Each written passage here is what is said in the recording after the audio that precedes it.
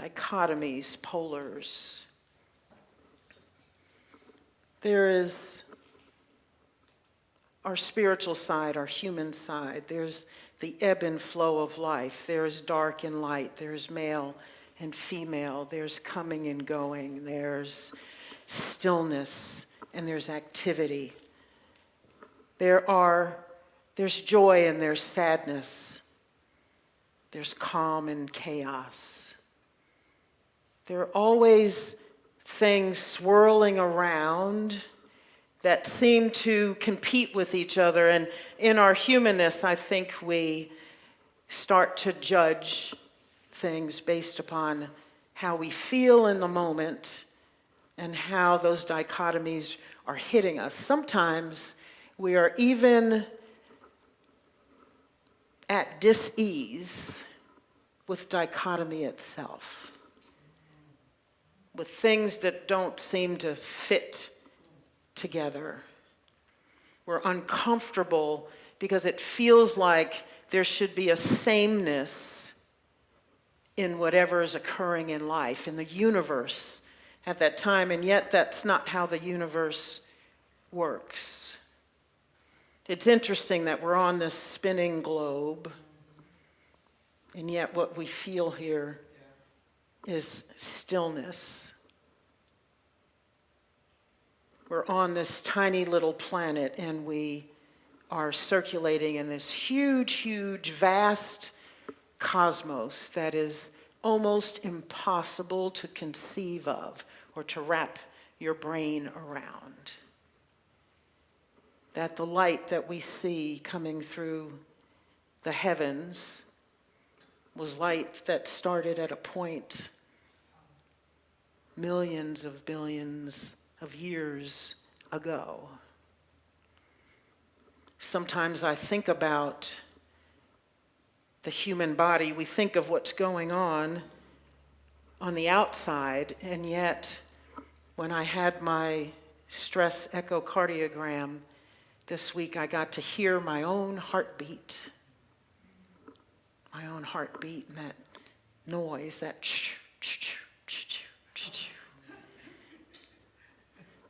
and I got to see my own heart at work on the screen. It always fascinates me, and sometimes I get moved. I know that the tech in the office just thinks I'm the weirdest somebody.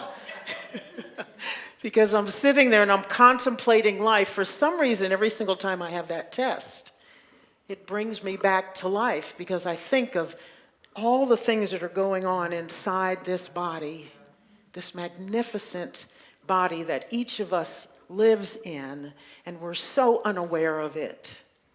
We're so unaware of it. And each time I have that moment laying on that table as my heart is beating 1 million beats in a minute because I've just gotten off of that treadmill, I get to hear it, that it's almost like a sucking noise. It's not a beat. And I think it's the most incredible thing to contemplate. I've been reading a lot about beingness. I'm now in the midst of the book. I'm ending it, and I'm almost sad I'm ending it because it is beautifully written. It's called Resurrecting Jesus by Adyashanti. And it's talking about Jesus, the man Jesus, and what his message was about, what his beingness was about, how he moved through the world. It talks about his disciples and Mary Magdalene and Mary, his mother. And he talks about what Jesus really came here to do and to be. He really came here to be something, to be an example, to show us how to be, a couple thousand years ago. So he came here as spirit and came into the physical and lived his spiritual beingness in every moment of every day. And that's why we call him the great example. And the thing that's hard for us to wrap our heads around is that we've often been taught that he's the great exception. Like Reverend Dr. Jerry Troyer was sharing with us last week, a lot of this comes from, the faith that we grew up in, that God was separate from us, and that we came here born of sin, and that a lot of what we think about who and what we are comes from that. And yet Jesus was so much more than that, and he came to talk to us and to exemplify that there's so much more to us, and it's not about sin. It's not about what we've been taught. It's all about how we live and how we are to be in life. And that for 2,000 years, it's almost like playing telephone when the message starts, and by the time you get 20 people down, the message is different. And yet over a couple of thousand years, we've kind of morphed his message into so many different things, and we've lost the point. Adyashanti is saying that we've lost that there was a message of love, and that love is a beingness. And that's what attracted people to Jesus, was his beingness. Because he didn't go out advertising who he was. He didn't go out talking and saying, come to me, come to me, come to me. People were attracted to him. And it was usually the people who were considered broken and less than and unworthy who felt him the most, who recognized his divinity the most. And something else I'm reading, they talk about that it is in our pain that sometimes we come closest to an experience of God, because that's usually when we feel like we've lost everything and that there's only God left. That there's only God left. On our good days, we're just enjoying the good. We're walking around enjoying things and everything's great. And sometimes we lose that beingness of God, and that we are that beingness because we're so wrapped up in the stuff that's happened that we're happy about. And we get reminded about God and God's presence and God's work in us when we are suffering.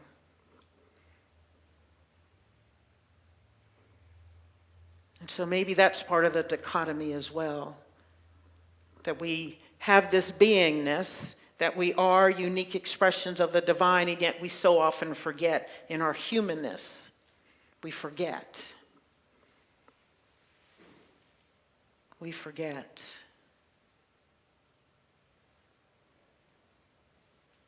The thing about ideals and the thing about our divine beingness is that it's always something to shoot for. Always something to shoot for. There's always room for growth. There's always more room to embrace that beingness and to step into it and to embrace it and live it. In fact, I've experienced that it's exactly when I think I'm embracing it so well that I have so much to learn. Just when you think you're enlightened, you're probably really not.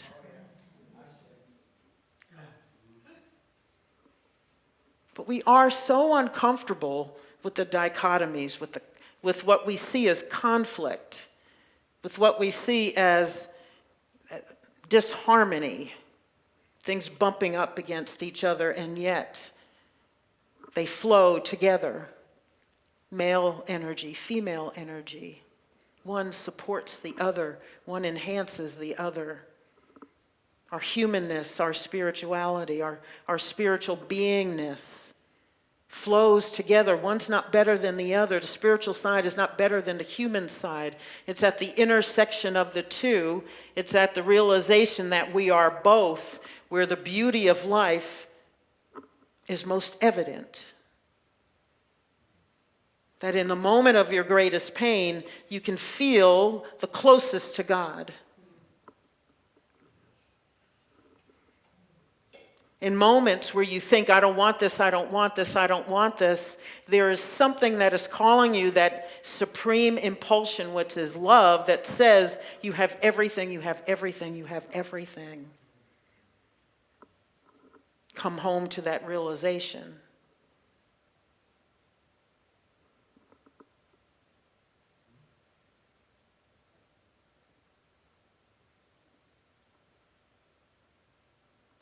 So what do we get to do with all of that? We get to just be with it.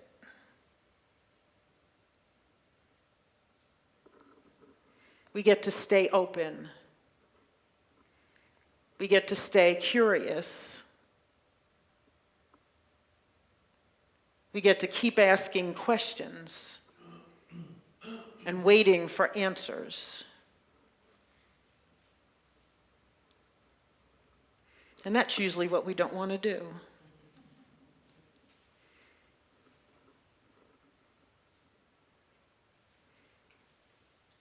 Or we keep asking for answers because the answer that you got is not the answer that you want.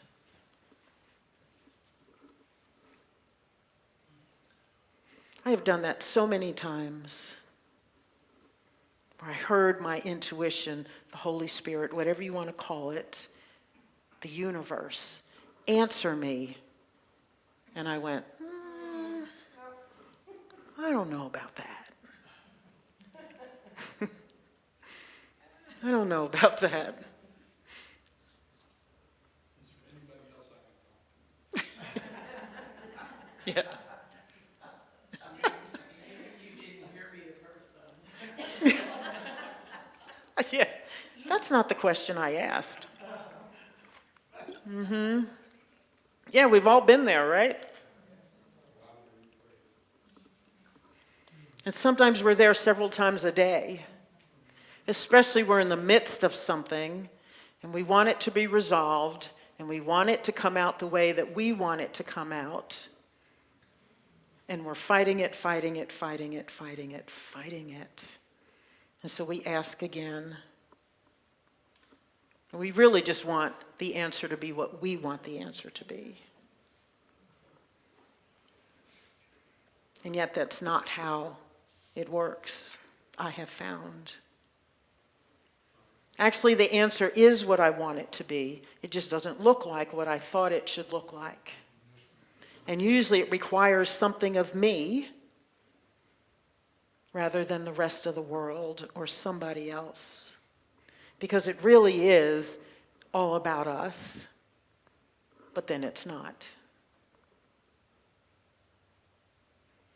Everything has a spiritual answer, and the answer is in you, and the answer is you, and the answer is me, and the answer is mine, as that reading from Conversations of God said.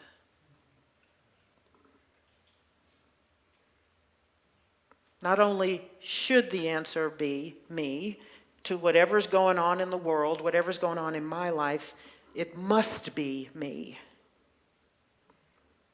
It must be me.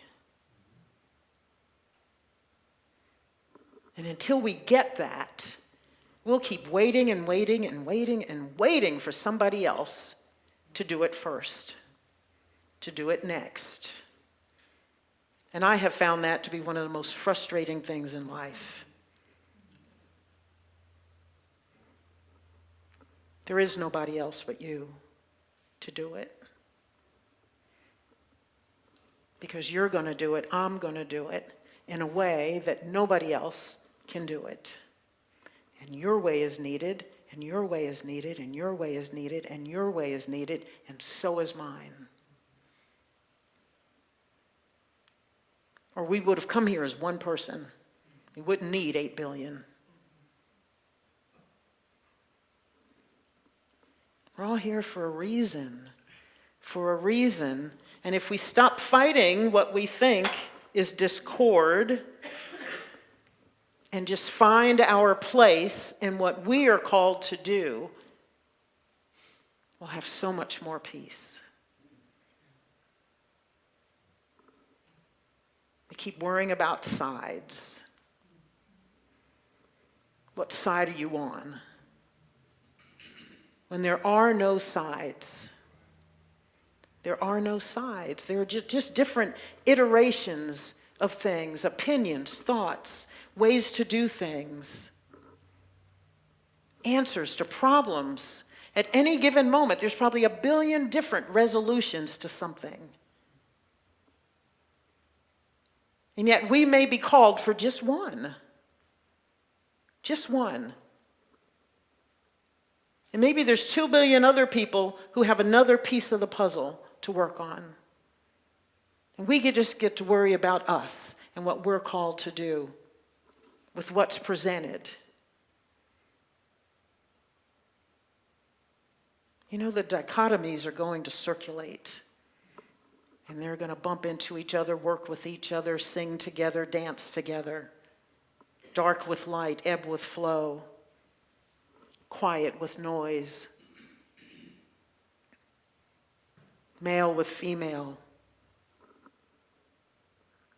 Left with right. Up with down.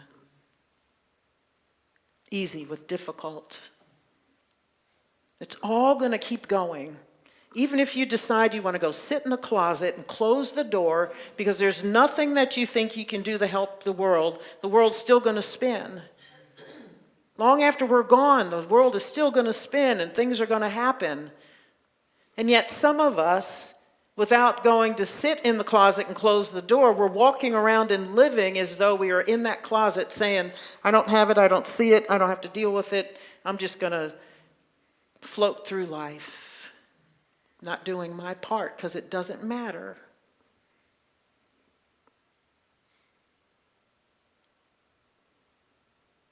If you're here and you're breathing, you matter. And what you do matters. What you contribute matters. And if you refuse to contribute, that matters. That matters. The doing, the not doing, another dichotomy. The giving, the taking. As we give, we take. As we take, we give.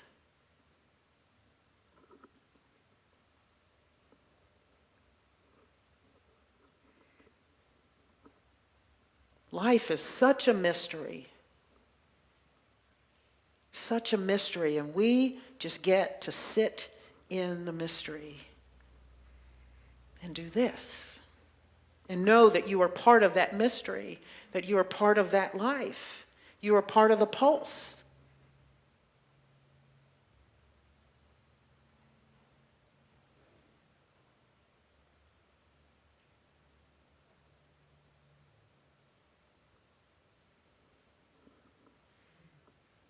My favorite line in Scripture has been and probably will be for a very long time.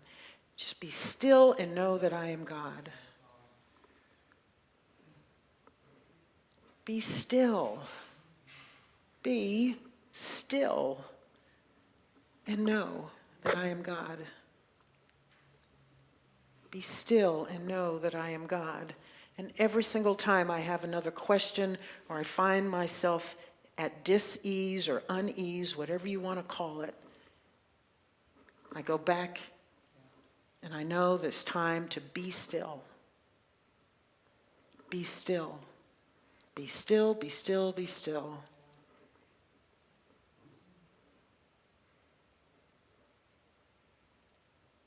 And I know we can do it.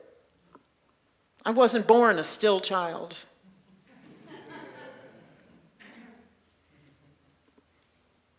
I was Miss Activity all the time.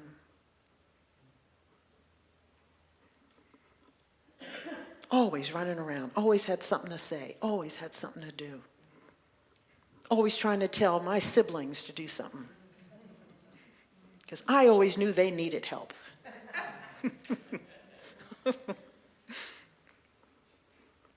It was so hard for me to learn how to be still. To just sit somewhere just to be still physically was a challenge for me, just to sit. Like you teach a puppy, sit. That was me, I'm the puppy. Sit. That's it. Go back. My parents didn't give out treats for repeated admonitions about sitting. I think they just got louder. And then after that, I knew that they shouldn't have to tell me the second time to sit. Just sit and be physically still. And that through that, then my body could start to be still. And then my mind could get still and my heart could be still. And then I could open up to whatever was calling me in, which is always God. Which is always God. Sit and be still.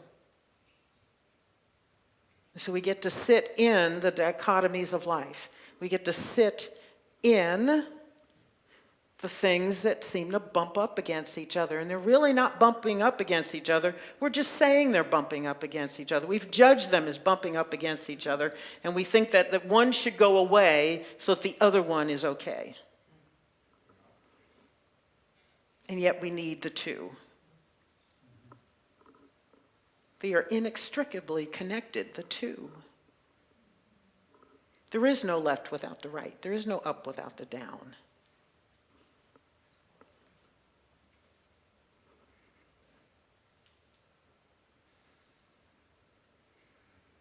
So when we find ourselves uncomfortable, we are called to find our comfort in that discomfort.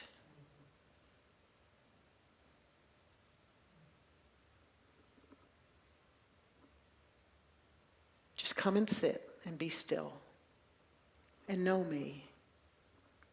Know me, that's what God says. Just know me. And everything's okay. It's in that knowingness and that beingness, that knowingness that Jesus had and was deeply convicted in. That's why he walked how he walked. That's why people were attracted to him. Because they couldn't put their fingers on it, but they knew whatever he had, they wanted. Haven't we all met people like that? When I was a young woman, I was always a people watcher, always. But when I was a young woman and searching for ways to improve my life, there were people that I picked out, and I would think, look at that. I want what she's got. Whatever that is, I don't know what that is, but I like how that looks. I like how that feels. I like how that feels.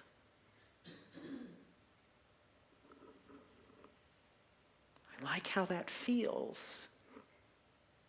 And that's what Jesus gave. Jesus walked through the dichotomies. He was that intersection of them. God and man. The supreme intersection. Knocked it out of the park. That's why we're still talking about him 2,000 years later. 2,000 and counting.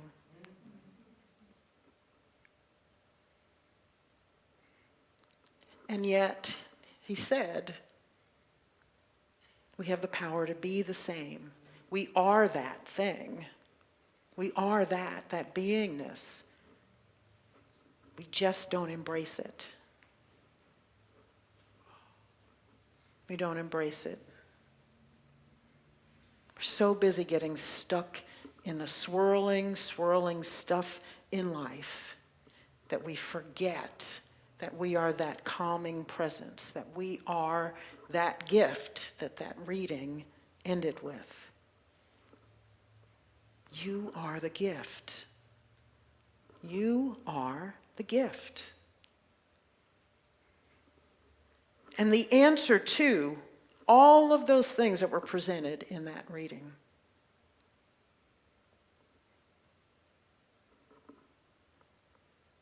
We are that answer. But you got to know that. You have to feel that. You have to be that. And yes, it is a tall order. And yes, it's a high ideal. And yes, it is yours. And like Tess read, without struggle and without fight. You don't have to try to be it, you are it. You don't have to learn to be it, you are it. You don't need me to tell you about it, you are it.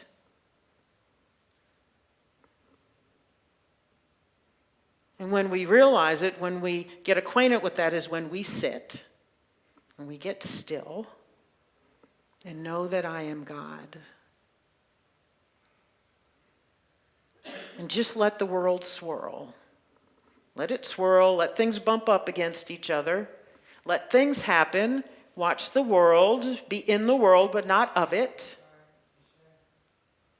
In the world but not of it, like Jesus was. He came in here fully spirit. And in his humanness, left a legacy for us, passed the baton to us.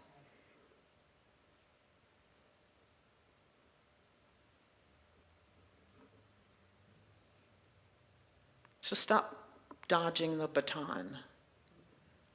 It's been handed. You don't have to run around it. Deflect.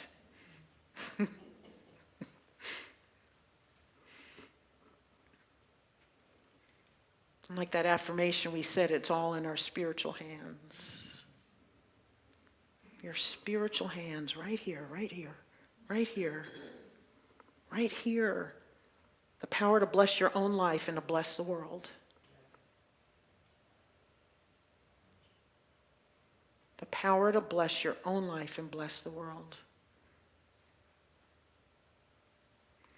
The power to bless your own life and the world.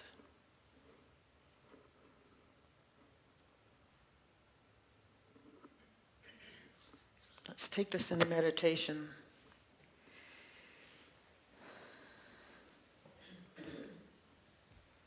Just breathe. Call to mind perhaps something you're fighting right now. Where's the fight? Where's the struggle?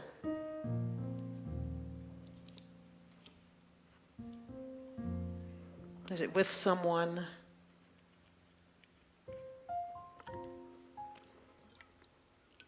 Is it a situation? Or is the fight within yourself, in your heart, in your mind?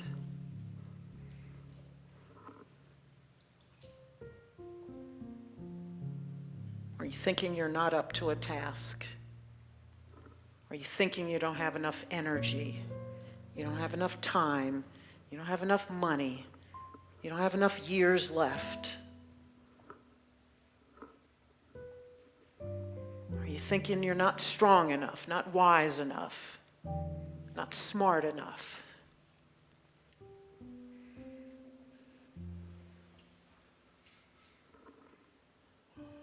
Are you too small for the challenge? Is that what you're thinking?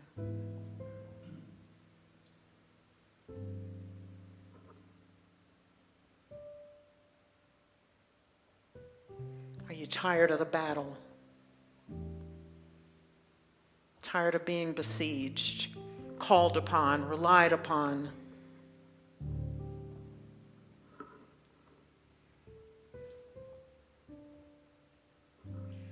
Are you tired of being the one who has to be the adult in the room?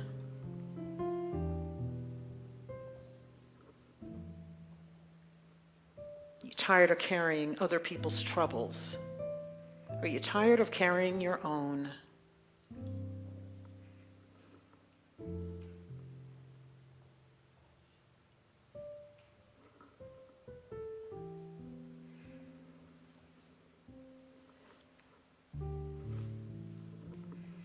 Whatever it is that is causing the dis-ease,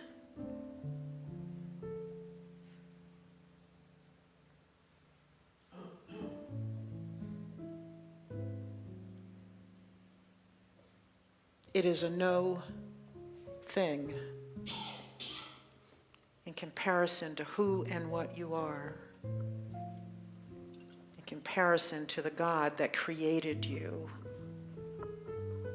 that gave you power and dominion over your thoughts, words, and actions. Whatever that is a no thing.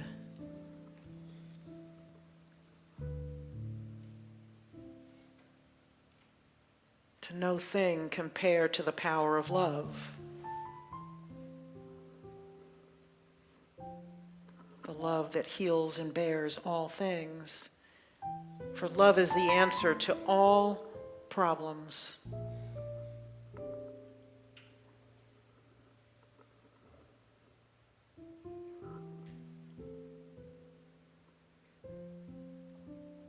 And so if you're willing, ask the question in your heart of hearts, how does love solve this? How can I show up as love in this? How can I be love in this?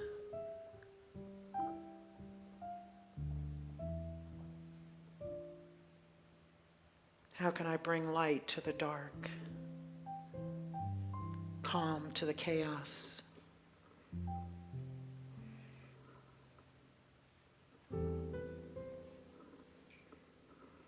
How can I find rest within the activity? How can I introduce play to the work?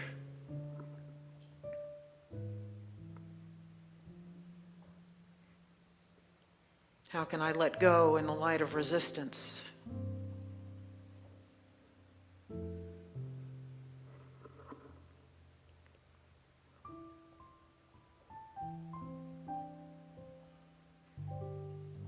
How can I just be all that I can be in this moment?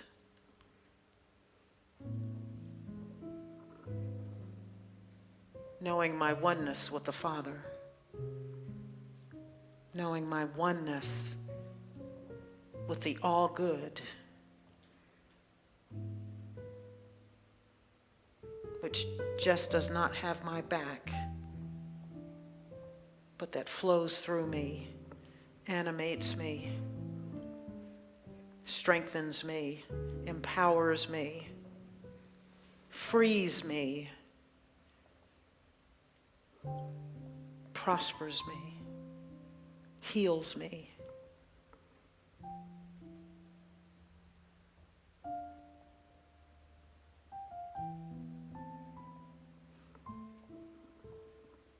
Just breathe.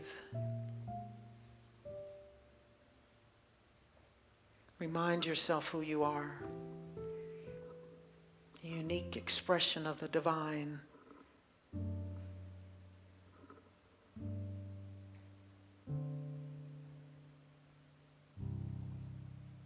A unique expression of the divine.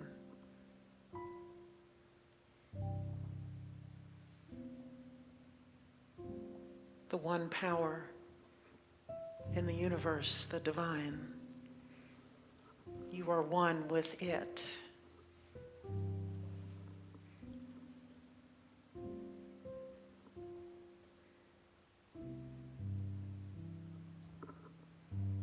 So let's take a deep breath together. Exhale. Say yes and thank you for life. Yes, and thank you for life and goodness and prosperity and peace and joy. For abundance, for health and well-being, for grace, compassion, harmony and unity. We say yes and thank you to all good things.